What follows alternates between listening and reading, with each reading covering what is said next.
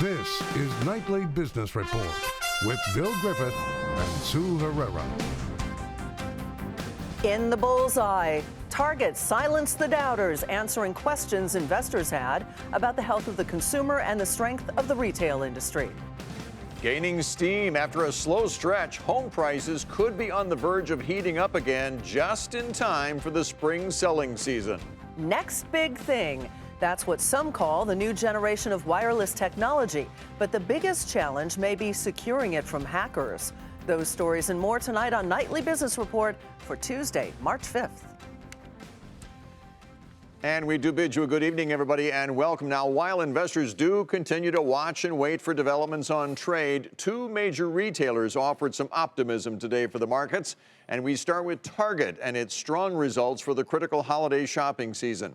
CEO Brian Cornell said today that sales are clicking both online and in stores. In fact, the big box retailer had one of its best holiday seasons in more than a decade.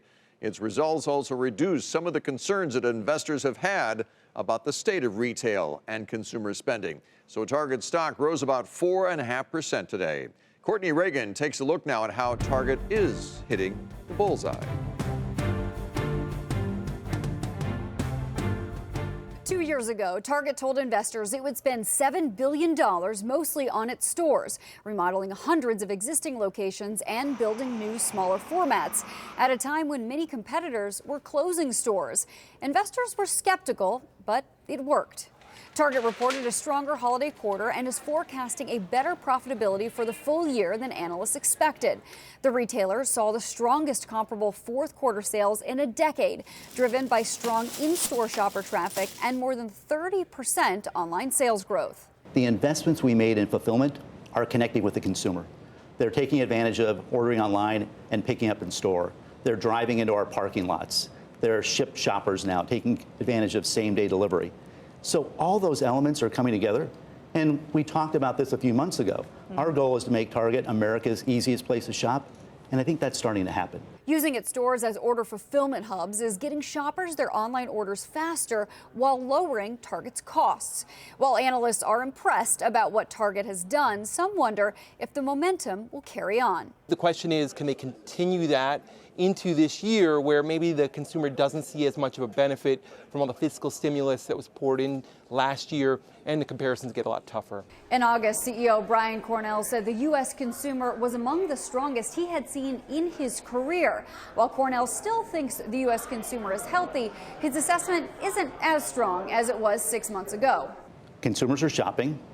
You're seeing strong consumer confidence still, and our outlook for next year is that we'll see consistent results across 2019. So certainly we're going to watch it carefully, and it's going to ebb and flow. But right now, I think we're seeing a pretty consistent consumer environment, and that certainly showed up in our January results. The retailer hit a bullseye for 2018, and investors wait to see if its plan continues to hit the mark.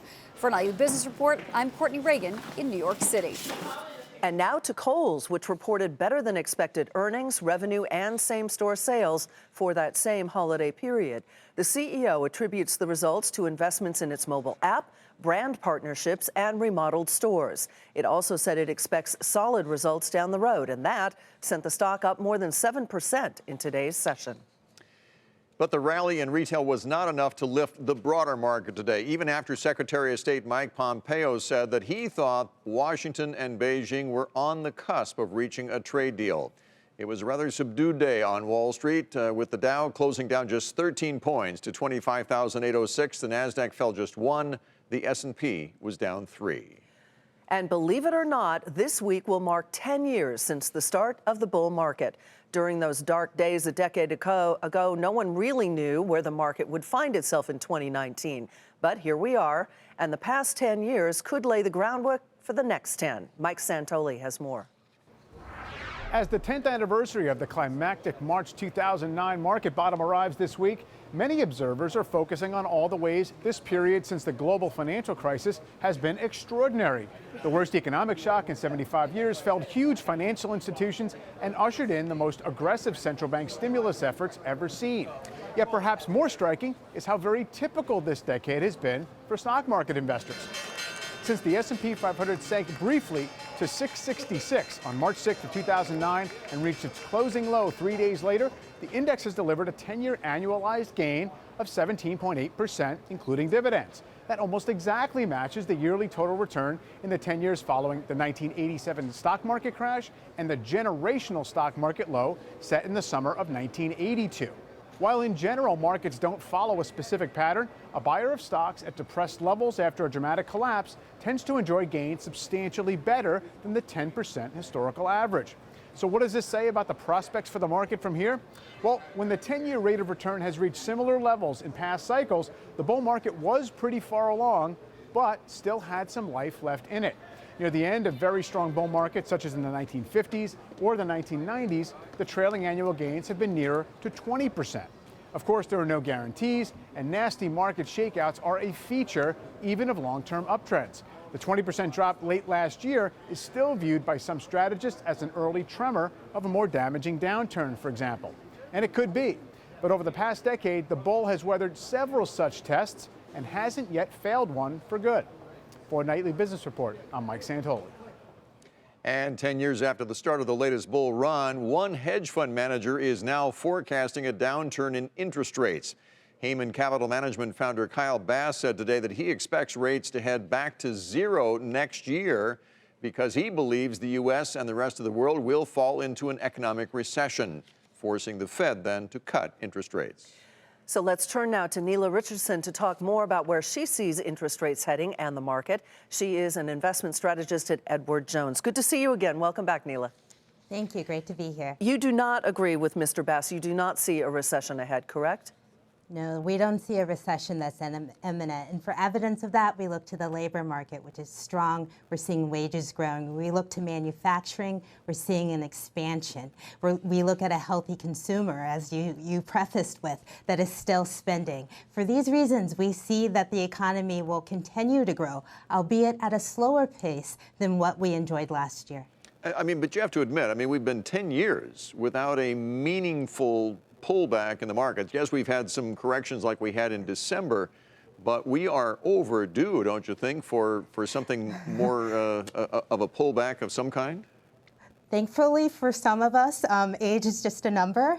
Expansions don't die of old age. In fact, what usually kills an expansion is the Federal Reserve, and the Fed has put their knives away, at least for now. They've promised to be patient and pause rate hikes. And so we think that this bull market still has legs. There will be volatility. We're returning to normal bouts of periodic volatility, but we think that stocks will continue to climb this year.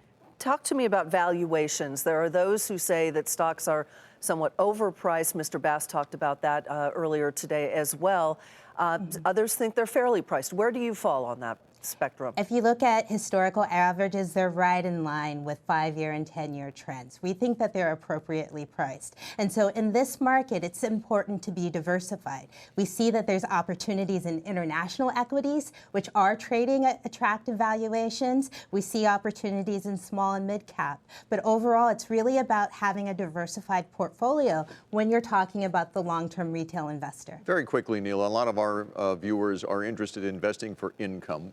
At this rate, where the interest rates fall right now, where do you go for income?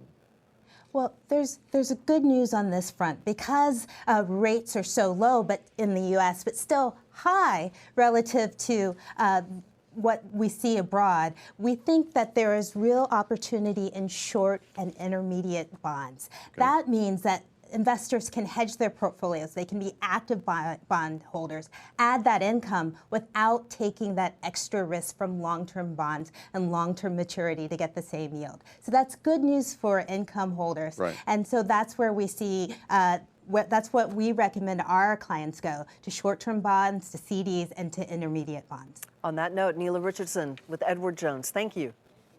Thank you.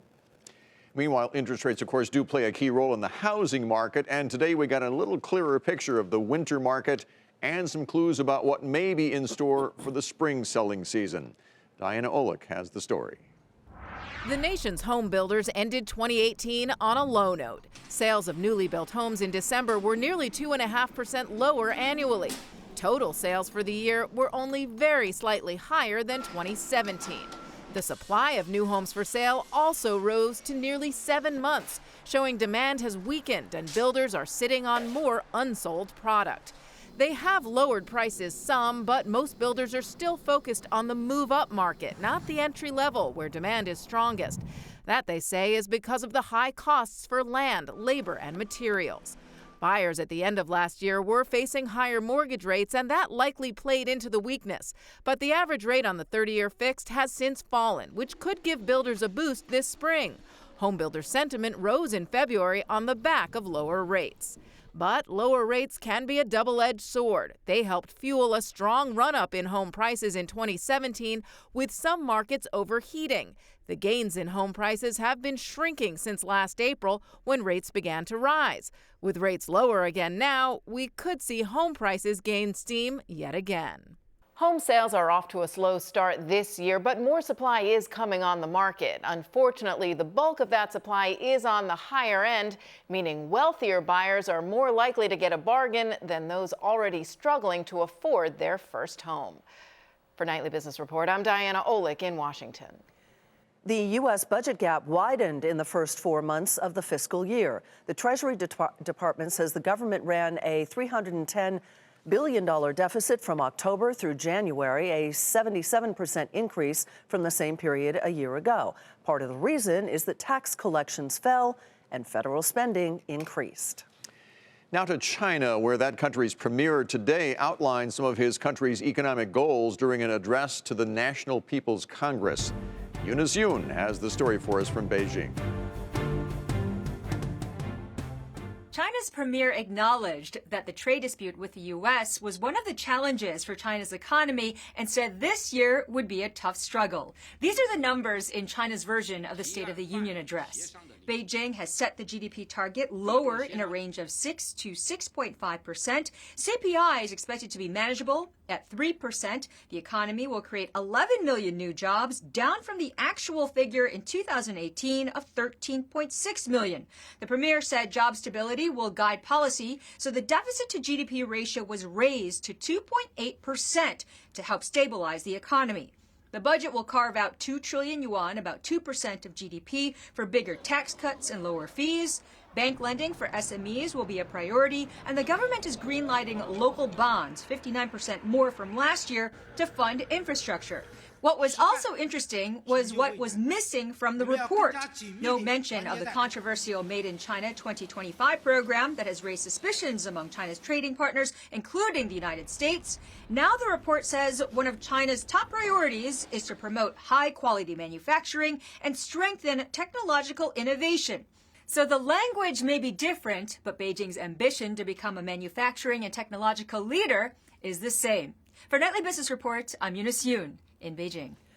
It is time to take a look at some of today's upgrades and downgrades. Google parent Alphabet was rated a buy in new coverage at Needham. The analyst cites the value of YouTube and the so-called network effect, where the addition of a new user adds value for the other users. The price target is $1,350. The stock was up more than 1% to $1,169.19.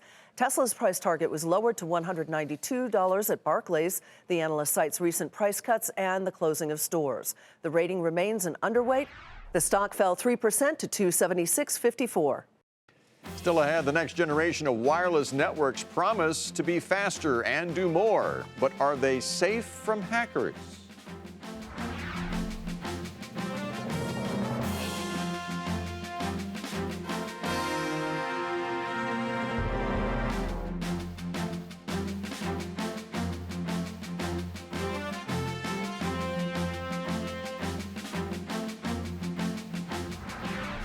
FDA Chief Scott Gottlieb is resigning. In a statement released this afternoon, the Secretary of Health and Human Services, Alex Azar, said that Gottlieb will be stepping down next month after nearly 2 years at that agency.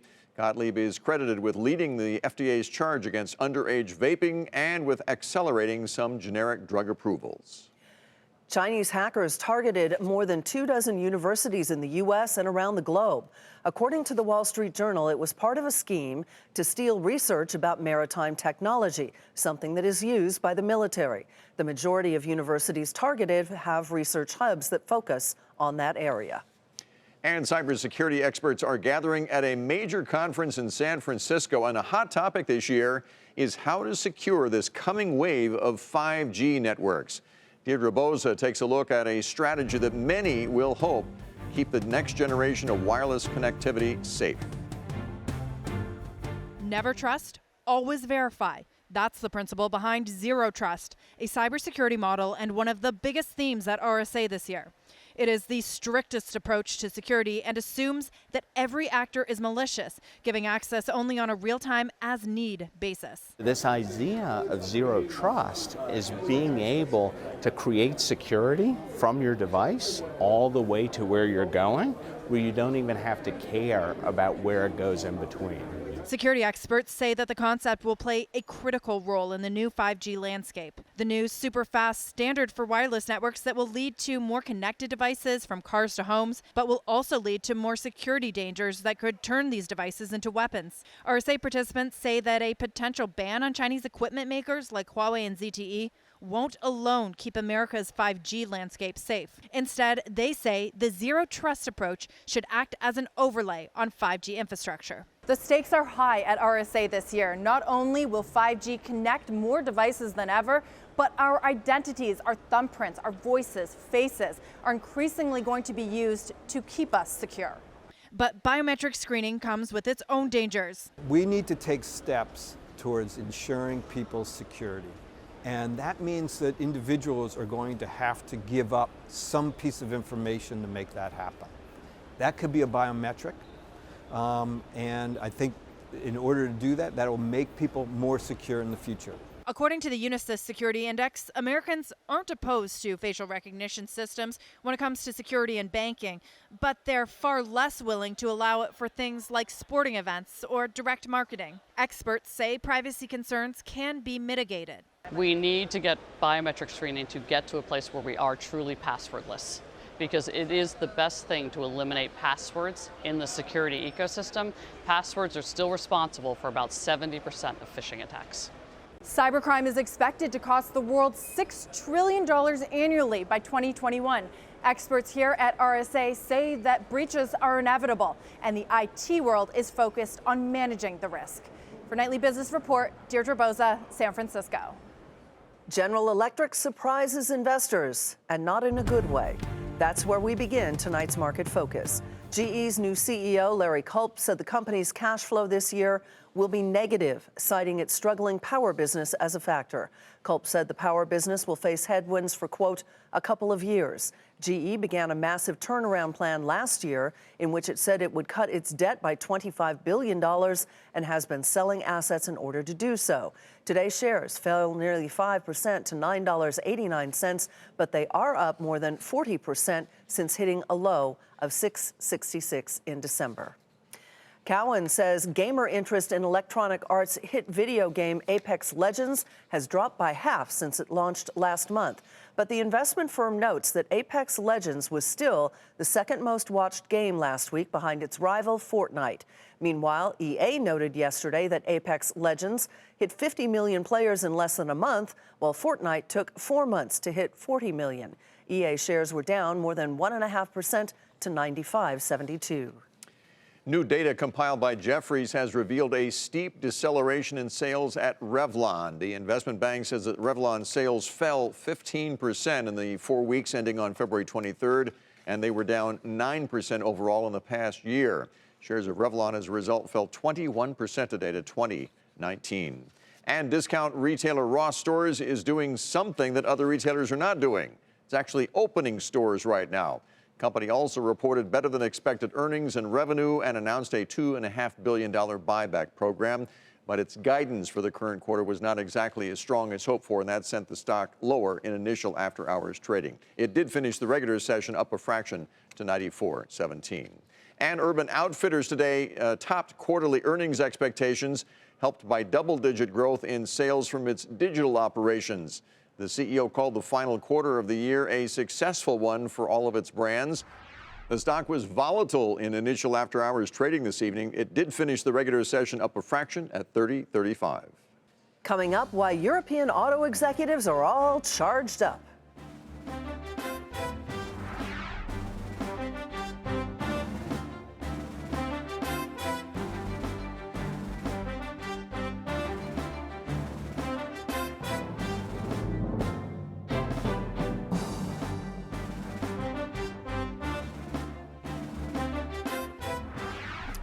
Nissan's former chief has now been granted bail after spending months in a Japanese jail. A Tokyo judge set bail at $9 million and said that Carlos Ghosn must remain in Japan. The auto executive is awaiting trial on charges that he understated his income, charges that he denies. But if found guilty, he could face as many as 15 years in prison. European auto executives say the potential for punitive U.S. tariffs on European car imports looms large over the industry. At the Geneva Auto Show, the CEO of Volkswagen called it a major threat and a big unknown. It is a critical situation for us because mostly our premium brands here in Germany are depending on the import market of the United States. So Audi, Porsche, they have significant market share there. President Trump last year threatened to put a 25% tariff on every car import from the European Union. Those tariffs have so far not been imposed, and officials are meeting this week to discuss that issue. And even as the threat of tariffs does cast a shadow over that industry, European automakers are making a big push into electric cars, ramping up their plug-in models, many of which are on display at the Geneva Motor Show this week. Phil LeBeau takes us for a ride. They are the models turning heads in Geneva. Electric cars and SUVs Europe's automakers are preparing to roll out. Take BMW. Its Vision iNext is coming in 2021, and its CEO says that's just the start. What do I see in the next years? It will take up, definitely. It's the future drivetrain for the future of mobility. Last year, BMW, like most other automakers, trailed Tesla when it comes to selling EVs in the U.S. While Tesla is lowering the price of its Model 3 down to $35,000, most of its models go for far more, which is why Porsche believes its new Taycan EV will attract luxury car buyers. We get a very good feedback now for the Taycan, which we will present at the end of the year. And we have a lot of customers' demand today. So we are looking forward to present this car. Low prices at the pump means many are content to continue buying and driving gas-powered cars. But automakers like Audi realize that could change quickly. The world's getting greener, you know, we have to support that. So Audi is getting green. So when will we see most of these electric cars rolling into showrooms? Well, we'll start to see it later this year, and then gradually it will pick up speed, with a slew of electric cars and SUVs hitting the road in the next 2 to 3 years. Phil LeBeau, Nightly Business Report, Chicago. The most expensive car ever made has been sold. This Bugatti fetched nearly $19 million, including taxes. This particular model is the only one that will be made, and it was designed to celebrate the 110th anniversary of the company. The supercar will be delivered to the customer by April of 2021. The buyer is not known, but CNBC reports that it is a former chairman of Volkswagen. So who else can afford to buy a Bugatti? Well, how about the people who made Forbes' annual list of the world's billionaires just out today? Amazon's Jeff Bezos has retained his top spot with a net worth of $131 billion.